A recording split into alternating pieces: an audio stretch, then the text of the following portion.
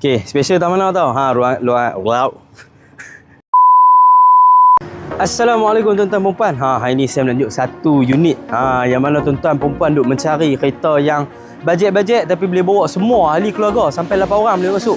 Ni ada satu unit Toyota Alphard X tahun 2021. Saya abang siap harga 165,000 saja. Kalau ada series bayar insya-Allah kita boleh nego lah. Okey, jom saya tunjuk sikit kereta ni apa yang special dia. First of all, yang ni dia dah main full body kit Modelista. And then lampu full LED. Cuma yang ni dia dua LED lah dengan tak ada running signal sebab dia Alphard X saja. Okey, pada bahagian tepi pula. Ni. Ni yang karan ni. Orang takkan tahu lah kita pakai Alphard apa. Rim yang ni Alphard SC siap dengan tayar baru. Melekit lagi tayar ni. Baru keluar kilang. Okey, moving on. Jom saya tunjuk dalam sikit lah. Okey. Nampak first of all kat sini lah dokat dia sangat-sangat elok lagi manis. Tak ada terkoyak, tak ada cacat celah apa semua. Okey, seat. Seat pun special juga.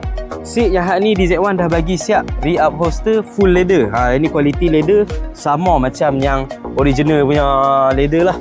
Okey, kamera 360 dengan Android player ada siap. Bagi sekali siap-siap. Tak payah fikir-fikir apa dah. Okey, mileage 45,079 km sahaja. Boleh tengoklah condition steering apa semua masih elok, masih mantap. Okey, moving on middle. Yang ni lah kelebihan Alphard X. Sebab dia 8 seater. Mari kita duduk tengok.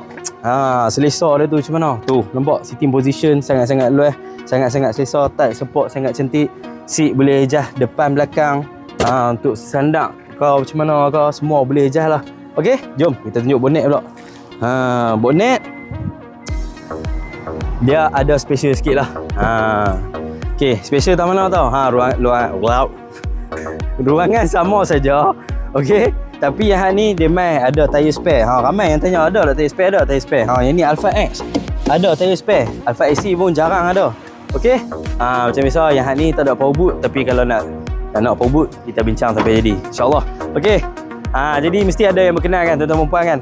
Kalau berkenan boleh walk in ke showroom kami di DZ1 Auto di Jalan Lenggak Lustak Kedah ataupun PM Sam Terus.